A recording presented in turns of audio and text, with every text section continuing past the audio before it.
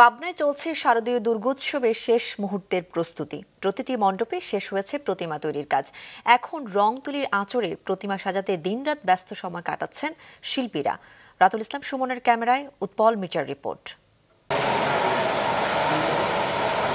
মহালয় শেষে এখন চলছে প্রতিমা বরণের প্রস্তুতি।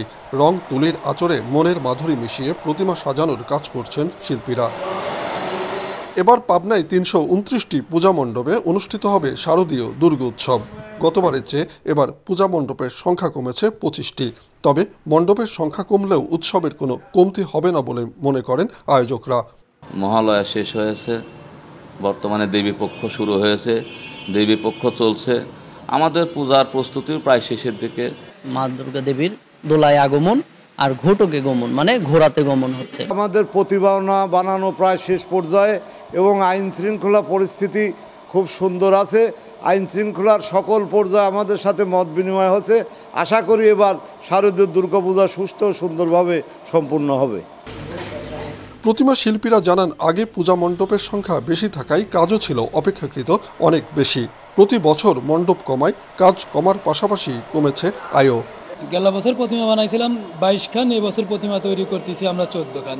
এবছর সময় সুযোগ অনেক কম, অনেক কাজ করেছি, কাজ তুলতে পারি নাই, সম্ভব হয় না, রাত দিন দিয়ে কাজ করা লাগছে। মাটি অন্য কিছু মানে বাড়তির কারণে দাম রেট বেড়ে গেছে সবকিছু, সেই হিসাবে আমরা মানে মূল্য তুলনায় টাকা পাচ্ছি না। প্রত্যেকটা মন্দির থেকে আমাদেরকে ক্যাটালগ দেয়, সেই ক্যাটালগ দেখে ক্যাটালগ অনুযায়ী যতটুকু চেষ্টা মানে সুন্দর করা যায়, সেম করা যায়, সেই চেষ্টাটা আমরা করে থাকি। তবে এবার প্রতিটি পূজা মণ্ডপে কঠোর নিরাপত্তার ব্যবস্থা করা হয়েছে। অধিকাংশ পূজা মণ্ডপে গোয়েন্দা নজরদারির পাশাপাশি থাকবে সিসি ক্যামেরা। গোয়েন্দা তথ্যের ভিত্তিতে 20টি পূজা মণ্ডপকে ঝুঁকিপূর্ণ, 101টি পূজা মণ্ডপকে অধিক গুরুত্বপূর্ণ এবং 121টিকে গুরুত্বপূর্ণ হিসেবে চিহ্নিত করে 3 স্তরের নিরাপত্তা বলয় গড়ে তোলা হবে।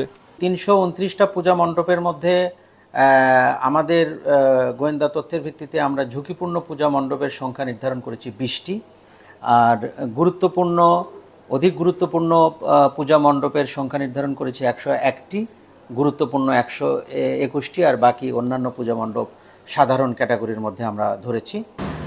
শারদীয় এ উৎসব সবাইকে রাঙিয়ে তুলুক, এটাই প্রত্যাশা স্থানীয়দের। উৎপল মির্জা, মাছরাঙা সংবাদ, পাবনা।